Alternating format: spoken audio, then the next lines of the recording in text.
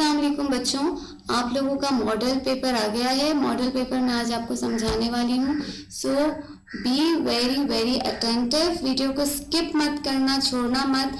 आगे बहुत ज़्यादा इम्पोर्टेंट टॉपिक्स हैं। पेपर किस तरह से आएगा, कैसे सॉल्व करना है, आप क्या चीज़ें प्रिपेयर करोगे तो आप आराम से पेपर को सॉल्व कर सकते हो, ये सारी चीज़ें आज हम डिस्कस करेंगे। So watch the video till and, क्योंकि मैथ्स और फिजिक्स कि बहुत इंपॉर्टेंट चीज़ें मैं आपको बताने वाली हूँ, उसको स्किप बिल्कुल मत कीजिएगा। सबसे पहले देखो बच्चों, आप लोगों के 50% MCQs होंगे, 30% शॉर्ट क्वेश्चंस होंगे, ओनली 20% डिस्क्रिप्टिव क्वेश्चंस होंगे।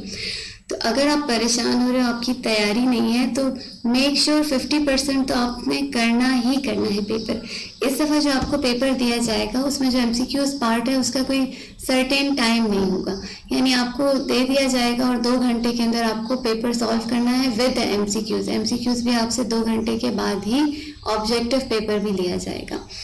कैसे आप सॉल्व करोगे? तकरीबन 75% नंबर का अगर पेपर होता है, 75 नंबर्स का पेपर होता है, तो उसमें इस दफ़ा 37 मार्क्स के MCQs हैं। MCQs मीन्स आपको मल्टीपल चॉइस क्वेश्चंस दिए जाएंगे, उनमें से आपको करेक्ट ऑप्शन सेलेक्ट करना होगा।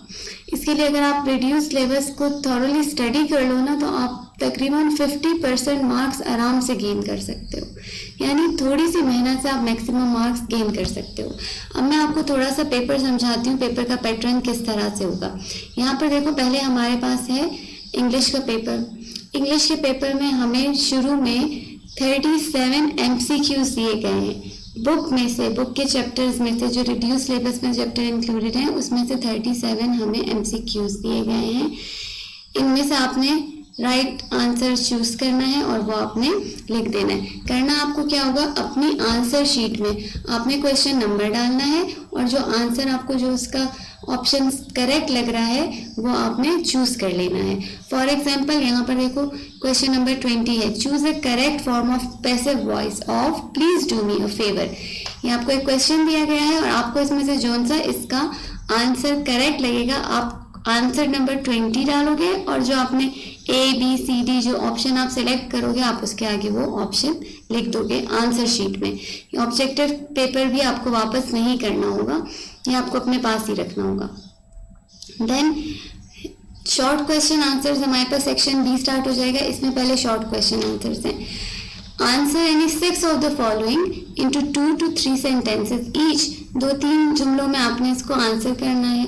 6 क्वेश्चन आपने इसमें से अटेम्प्ट करने हैं और आपके पास टोटल 8 क्वेश्चन हैं। बहुत इजी पेपर बना है इस दफ़ा, मॉडल पेपर तो बहुत आसान है। फिर उसके बाद क्वेश्चन नंबर 3 है, use any 3 of the following idioms in your own sentences. 6 idioms दिए हुए हैं आपको, ये भी आपकी अपनी बुक में से हैं। बुक में ये ईडियम्स रिपीट किए गए हैं। या तो आप पास्ट 10 ईयर्स के जो पेपर्स हैं उसमें जितने भी ईडियम्स आए हुए हैं उन सब को आप प्रिपेयर कर लो। अगर आप लोग चाहोगे तो मैं इस पे एक वीडियो बना दूंगी तमाम इम्पॉर्टेंट ईडियम्स पे। वो सारे ईडियम्स जो हैं उनके मीनिंग्स और उन पे सेंटेंसेस किस तरह से बनेंगे वो आप देख लोगे। Then fill in the blanks with correct contextual words. ये जो ब्लैंक्स हैं ये भी आपकी अपनी टेक्स्ट बुक में से आए हुए हैं। यहाँ से आपने टेक्स्ट बुक में से प्रॉपर जो वर्ड है वो अपने ब्लैंक्स में फिल करना है। और देखो, ये फिर आप इमेजिन करो 37 नंबर्स के आपके MCQs और 6 मार्क्स के ये आपके फिल इन द ब्लैंक्स।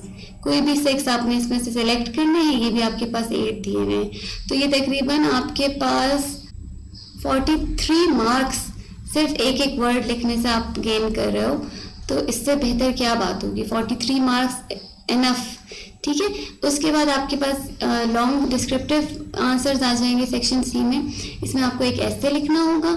और देखो, COVID-19 का जो टॉपिक है ना इस साल, वो बहुत इंपॉर्टेंट है, इसको आप अच्छे से प्रिपेयर कर लेना। Then write an application. Application है या लेटर, इसमें आपके पास चॉइस होगी और फिर आखिर में ट्रांसलेशन है। कोई भी 3 सेंटेंसेस हैं उनकी आपको ट्रांसलेशन करनी है। ये भी आप पास्ट 10 ईयर्स अगर करोगे तो आपको तमाम ट्रांसलेशन अच्छे से आ जाएंगी। Then coming towards Urdu. Urdu में भी देखो, पहले 37 मार्क्स के MCQs हैं जो आपकी बुक में से ही आएंगे। आफ्टर दैट शॉर्ट मुख्तसर सवाल जवाब, ये बिल्कुल इंग्लिश की तरह का ही पेपर है। मुंदरजा झेल में से 2 सवालात के जवाब तहरीर कीजिए। मुख्तसर सवाल जवाब है, इसमें से 4 दिए हुए, उसमें से 2 लिखना है आपने। मुसन्निफ और शायर के हवाले से सबक शहीद या नज़म जीवे जीवे पाकिस्तान का मरकज़ी ख्याल तहरीर करें। अच्छा देखो, पहले खुलासा और मरकज़ी ख्याल में चॉइस होती थी, बच्चे ज़्यादा मरकज़ी ख्याल ही अटैम्प्ट करते थे। इस दफ़ा आपको मरकज़ी ख्याल ही लिखना है। और फिर उसके बाद क्वेश्चन नंबर 4 है, मुंदरजा झेल अशआर में से किसी 2 की तशरीह करें शायर के मुख्तसर तारुफ के साथ। शायर का तारुफ और उसकी तशरीह।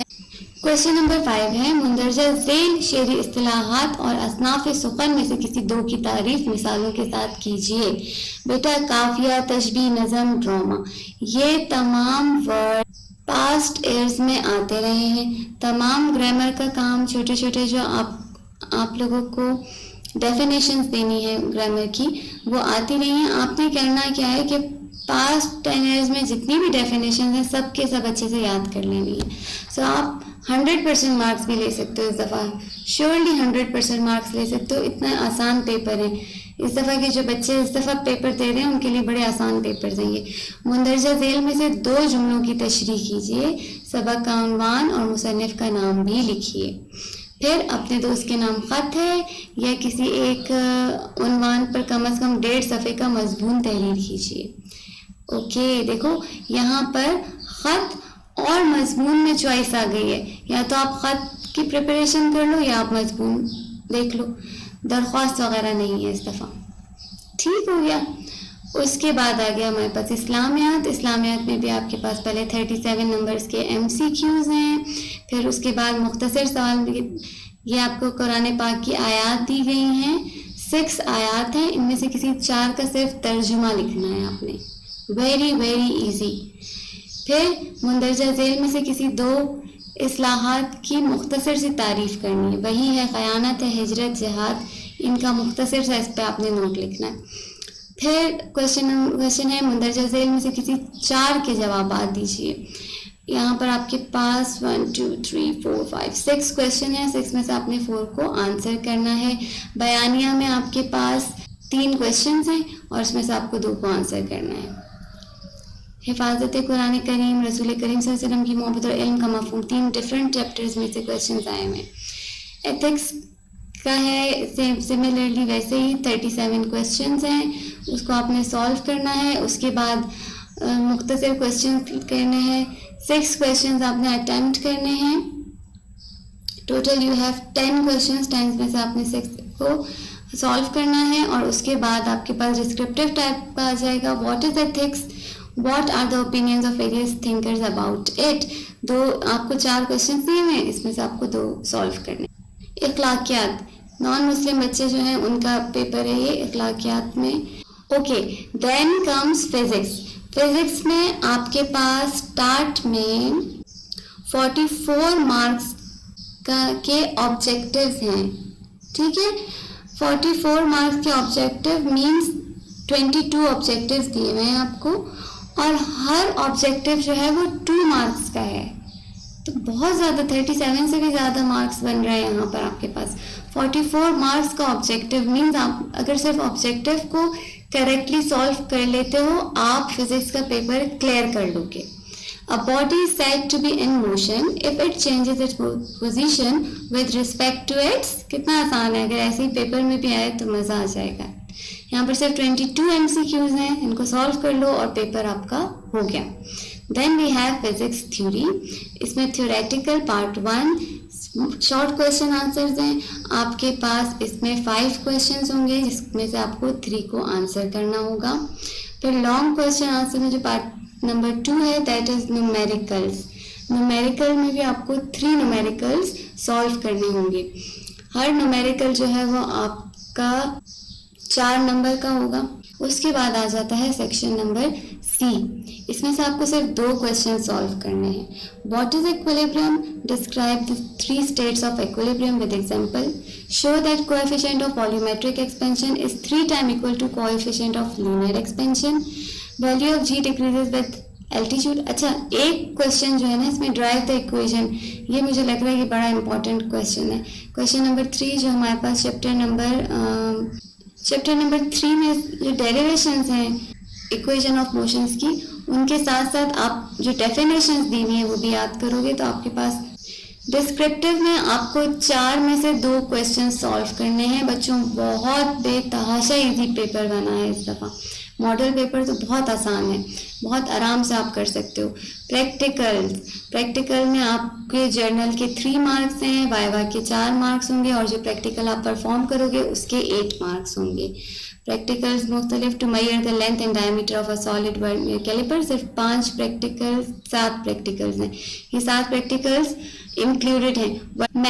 मैथ्स में 50 मार्क्स हैं आपके MCQs के। टोटल 100 मार्क्स का पेपर है जिसमें से 50 मार्क्स आपको MCQs के मिल जाएंगे। बेहतरीन चीज़, बेहतरीन। लेकिन बच्चों ये जितनी बेहतरीन है ना उतनी आप इसको बदतरीन भी बना सकते हो। अगर आपने MCQs गलत किए तो आपके सॉलिड मार्क्स गए। इसलिए B very very very careful while attempting the MCQs part. Objective का पार्ट बहुत ध्यान से आपने सॉल्व करना है।